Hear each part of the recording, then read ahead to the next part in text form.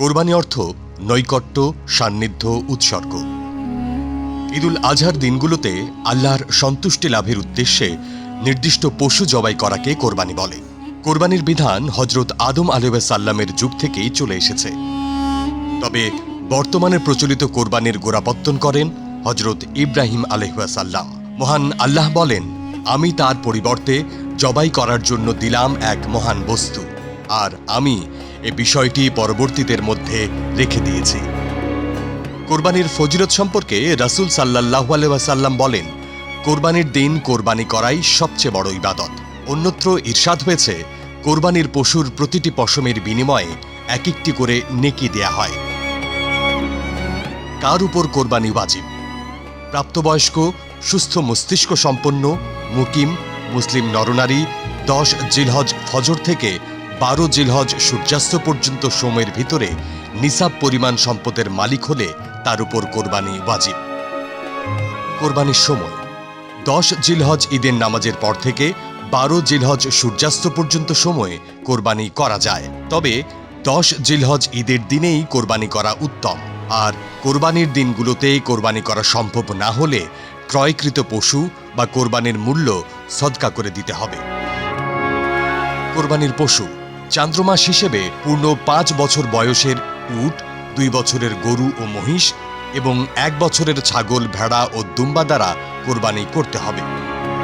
শরীকে কোরবানি অনেকের পক্ষেই একা কোরবানি দেয়া সম্ভব হয়ে ওঠে না, তাই শরীকে কোরবানি দেয়া হয়।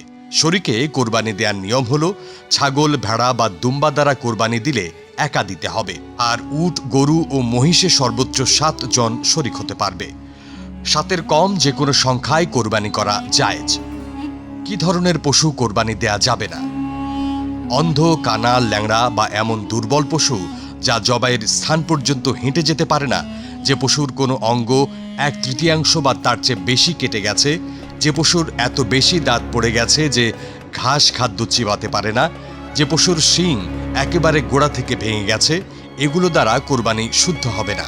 আরও একটি গুরুত্বপূর্ণ বিষয় সবার জানা থাকা ভালো, সেটি হলো কোরবানির পশু কেনার পর তা থেকে উপকৃত হওয়া জায়েজ নয়। উপকৃত হলে তার মূল্য সদকা করে দিতে হবে। কোরবানি নিয়ে জরুরি মাসায়েল। কোরবানির পশু হৃষ্টপুষ্ট হওয়া উত্তম। কোরবানির পশুর বয়স পূর্ণ হয়েছে বলে বিক্রেতা স্বীকার করলে এবং পশুর শরীরে অবস্থা দেখেও তাই মনে হলে সেই পশুটি কিনতে হবে। কোরবানির পশু ধারালো অস্ত্র দ্বারা নিজে জবাই করা উত্তম। জবাইয়ের পর পশু নিস্তেজ হওয়ার আগে চামড়া খসানো বা অন্য কোনো অঙ্গ কাটা মাকরুহ। শরীকে কোরবানি দিলে কোনো শরীকের নিয়ত যদি গোশত খাওয়া, লোক দেখানো বা তার বেশিরভাগ উপার্জন হারাম হয়, তবে কারোই কোরবানি হবে না। গর্ভবতী পশু কোরবানি করা জায়েজ। জবাইয়ের পর বাচ্চা জীবিত পাওয়া গেলে তাকেও জবাই করে দিতে হবে। তবে প্রসবের সময় আসন্ন হলে সেই পশু কোরবানি করা মাকরুহ। কোরবানির চামড়া পরিশোধন করে নিজে বা অন্য কেউ ব্যবহার করতে পারবে, তবে বিক্রি করলে বিক্রিত মূল্য সদকা করা ওয়াজিব। মহান আল্লাহ রাব্বুল আলামিন আমাদের কোরবানি কবুল করুন, সাথে আমাদের মনের পশুকে বিনাশ করুন। আমিন।